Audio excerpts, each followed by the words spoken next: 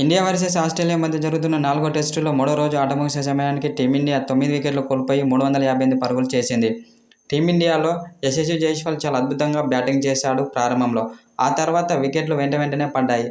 తర్వాత 7వ వికెట్లో వచ్చిన నితీష్ కుమార్ రెడ్డి చాలా అద్భుతమైన సెంచరీతో రాణించి టీమిండియాకు భారీ స్కోర్ అందించడంలో కీలక పాత్ర పోషించాడు. అలాగే వాషింగ్టన్ సుందర్ చాలా అద్భుతమైన హాఫ్ సెంచరీతో రాణించి వీరిద్దరు కలిసి జట్టుకు భారీ స్కోర్ అందించడంలో కీలక పాత్ర పోషించారు.